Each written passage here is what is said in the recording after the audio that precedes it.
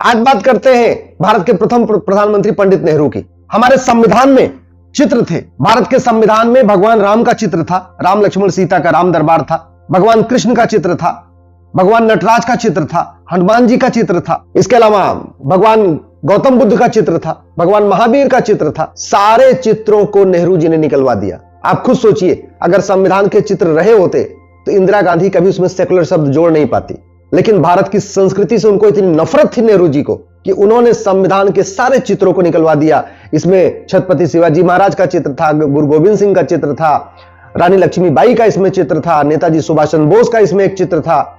इसके अलावा हड़प्पा मोहनजोदड़ो की जो इसमें चित्र था, हमारे कई सारे गुरुकुल का इसमें चित्र था, नालंदा यूनिवर्सिटी का इसमें चित्र, सारे चित्रों को नेहरू जी ने निकलवा दिया। वो चित्र रहे होते तो कभी इसमें सेकुलर शब्द आया नहीं होता। इसी तरीके से वंदे मातरम के नाम से एक गीत लिखा गया। जब संविधान बन रहा था सबने कहा कि वंदे मातरम हमारा राष्ट्रगान होना चाहिए, लेकिन नेहरू जी ने विरोध किया और जन गण मन को उन्होंने राष्ट्रगान घोषित करवा दिया। इसी तरीके से पूरा का पूरा फ्रीडम मूवमेंट वंदे मातरम से हुआ। लाहौर में वंदे मातरम के नाम से अखबार निकलता था, राम प्रसाद बिस्मिल ने वंदे मातरम के नाम से गजल लिखी। हमारे जितने फ्रीडम फाइटर थे जब भी उनको लाठियां पड़ती थी वो वंदे मातरम भारत माता की जय बोलते थे। पूरे फ्रीडम मूवमेंट में जो झंडा यूज किया गया था वो भगवा झंडा था, उसमें ओम लिखा हुआ था, भगवा झंडा ओम निशान। नेहरू जी ने उसका विरोध किया, भगवा झंडा को भारत का राष्ट्रीय झंडा नहीं बनने दिया। बाद में उन लोगों ने एक दूसरा रास्ता निकाला, ठीक है चलो ओम हटा देते हैं, भगवा झंडा में वंदे मातरम लिख देते हैं। उसका भी नेहरू जी ने विरोध किया, उनकी पूरी लॉबी ने विरोध किया और बाद में अंत में तिरंगा झंडा हमारा राष्ट्रीय झंडा बना। इसी तरीके से वक्फ एक्ट, जिसके कारण आज पूरा भारत परेशान है। रेलवे और डिफेंस के बाद सबसे ज्यादा जो जमीन हड़प लिया है वो वक्फ बोर्ड ने हड़पा हुआ है। वो पहला कानून 1954 में नेहरू जी ने बनाया था। ये जो वक्फ अल्पसंख्यक बहुसंख्यक से हम आज परेशान है, ये जो विशेष कानून, विशेष दर्जा और सब कुछ विशेष चलता है ना, विशेष योजनाएं विशेष धार्मिक आधार पर चल रही है, इसका सबका विरोध किया था। डॉक्टर अंबेडकर ने भी विरोध किया और सभी संविधान निर्माताओं ने विरोध किया। लेकिन ये जो माइनॉरिटी मेजॉरिटी का कॉन्सेप्ट आया था, ये केवल और केवल नेहरू जी के कारण आया। ये माइनॉरिटी मेजॉरिटी का कॉन्सेप्ट विदेशी कॉन्सेप्ट है। भारत में कभी माइनॉरिटी मेजॉरिटी का कॉन्सेप्ट रहा ही नहीं।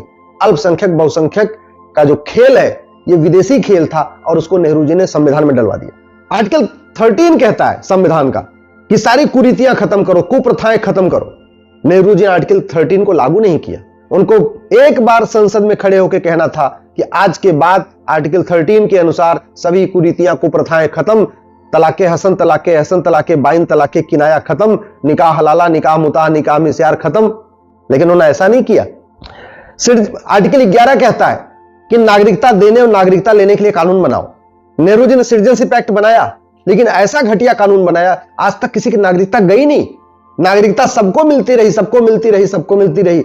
रोहिंग्या बांग्लादेशियों को नागरिकता मिल गई, घुसपैठियों को नागरिकता मिल गई, इससे कितने लोगों को नागरिकता मिल गई। लेकिन आज तक किसी भी देशद्रोही, गद्दार, मक्कार, जासूस की नागरिकता नहीं गई। ऐसा घटिया कानून बनाया था, जबकि संविधान का आर्टिकल 11 कहता है कानून ऐसा बनाओ कि नागरिकता लेने की भी कंडीशन हो, नागरिकता खत्म करने की कंडीशन हो। इसी तरीके से संविधान कहता है कि हम एक सोवरेन राष्ट्र हैं। सोवरेन का मतलब संप्रभु राष्ट्र है। संप्रभु का मतलब अब गुलामी का कानून नहीं चलेगा, सारा हमारा खुद का अपना नियम कानून होगा। नेहरू जी ने ना 1872 का क्रिश्चियन मैरिज एक्ट के खिलाफ कुछ आवाज उठाई, ना 1936 के पारसी मैरिज एक्ट को बदलने का प्रयास किया, ना 1937 के शरीयत एक्ट को बदलने के प्रयास किया। आज तक गुलामी के ही कानून से पूरा देश चलता रहा।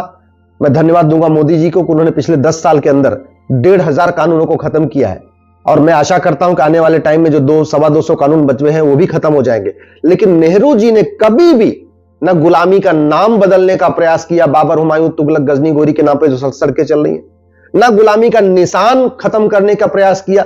अयोध्या में गुलामी का निशान, मथुरा में गुलामी का निशान, भद्रकाली, भोजशाला, अटाला, ऐसे पूरे देश में हमारे जो मठ मंदिरों के ऊपर अवैध कब्जा हो रखा था, जो गुलामी की निशानी है, उसको कभी भी उन्होंने खत्म करने का प्रयास नहीं किया। कभी हमारे मठ मंदिरों को रिस्टोर करने का प्रयास नहीं किया। जो भारत की कुरीतियां थी उनके खिलाफ कानून बना, छुआछूत के खिलाफ कानून बना, सती प्रथा के खिलाफ कानून बना। लेकिन जो मुगलों की कुरीतियां थी, जो विदेशी वाली कुरीतियां थी, उनके खिलाफ नेहरू जी ने कभी एक आवाज नहीं उठाई। भारत की कुरीतियों खत्म करने के लिए कानून बनाया, विदेशी कुरीतियों खत्म करने के लिए कभी उन्होंने एक भी प्रयास नहीं किया। अगर नेहरू जी बहुत अच्छे थे तो 1861 का पुलिस एक्ट जिसके कारण पुलिस सत्ता की गुलाम बनी है, उसको खत्म करके one nation one police code बनाते, पुलिस को स्वतंत्र बनाते, पुलिस को निष्पक्ष बनाते। आप कहते हैं नेहरू जी बहुत अच्छे हैं। अगर बहुत अच्छे थे तो 1860 का इंडियन पिनल कोड खत्म करके one nation one penal code लागू कर देते, बढ़िया कानून लगा बना देते। गुलामी की शिक्षा व्यवस्था, इसको नेहरू जी ने आगे बढ़ाया। मुगलों ने मदरसा प्रमोट किया, अंग्रेजों ने मिशनरी स्कूल प्रमोट किया, लेकिन नेहरू जी ने कभी भी मदरसा और मिशनरी स्कूल को बंद करने का प्रयास नहीं किया, कभी गुरुकुल को प्रमोट नहीं किया। उन्होंने कभी गुलामी की शिक्षा व्यवस्था को, अपनी भारतीय शिक्षा व्यवस्था को प्रमोट नहीं किया नेहरू जी ने। और याद रखिए, कश्मीर में जो नरसंहार हुआ है, जो हिंदुओं का पलायन हुआ है, जो वहां हजारों लोग मारे गए हैं, उसका रूट काज है आर्टिकल 370 और आर्टिकल 35A। और आर्टिकल 370 आर्टिकल 35A किसने वहां पे लागू किया था? नेहरू जी ने। इसलिए मैं कहता हूं कश्मीर में नरसंहार के जिम्मेदार नेहरू हैं, कश्मीर में आतंकवाद के जिम्मेदार नेहरू हैं। अगर नेहरू जी बड़े अच्छे थे तो गुलामी की न्यायिक व्यवस्था को बदलते। ये जो आज भी चल रहा है, माइलाड चल रहा है, और उसके अलावा सारा तस्बीह गुलामी वाला, वही काला गाउन, वही काली कोट, वही सारे शब्द, वही सारे कानून। आज 5 करोड़ मुकदमे से 5 करोड़ परिवार परेशान है। अगर नेहरू जी ने उस समय गुलामी की न्यायिक व्यवस्था को बदल दिया होता, भारतीय न्यायिक व्यवस्था को लागू किया होता, भारत की जो पहले की न्यायिक व्यवस्था थी, चंद्रगुप्त के टाइम तक थी वो, तो आज इतने मुकदमे नहीं होते। हमें यूएन की परमानेंट मेंबरशिप मिल रही थी, नेहरू ने चाइना को दिलवा दिया। आज हम यूएन की परमानेंट मेंबरशिप के लिए पूरे दुनिया में कितना हमें प्रयास करना पड़ रहा है, और उस समय बैठे बैठे मिल रही थी, लेकिन नेहरू जी ने नहीं लिया, चाइना को दिलवा दिया। आप देख लीजिए, जब से 370 खत्म हुआ, 35A खत्म हुआ, किस तरीके से कश्मीर का विकास हो रहा है। और एक बात और मैं बताता हूं आपको, नियम कानून कितने इंपॉर्टेंट होते हैं। एक आर्टिकल 370 ने कश्मीर को बर्बाद किया था, हमने एक कानून खत्म किया, कश्मीर बढ़िया खुशहाल हो गया। ऐसे ही जब सारे के सारे घटिया कानून खत्म होंगे तो आप सोच लीजिए भारत कहां होगा। चाइना के साथ युद्ध में क्या हुआ सबको पता है, पाकिस्तान के साथ उन्होंने कितना क्या काम किया, चाइना उसमें कहने की जरूरत ही नहीं है।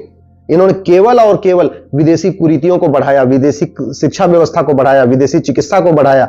आपको पता है कि जो एलोपैथ है इसको प्रमोट करने और आयुर्वेद को खत्म करने के लिए 1955 में नेहरू जी ने एक ड्रग एक्ट बनाया था।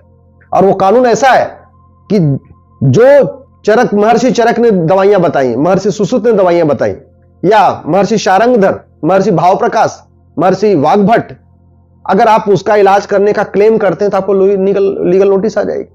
कानून बड़ा पावरफुल होता है। इसलिए मैं कहता हूं अब की बार 400 पार करिए, इस कांग्रेस की जमानत जब्त करिए, कांग्रेस को सिंगल डिजिट में ले आइए, इसको 9 सीट से कम होनी चाहिए।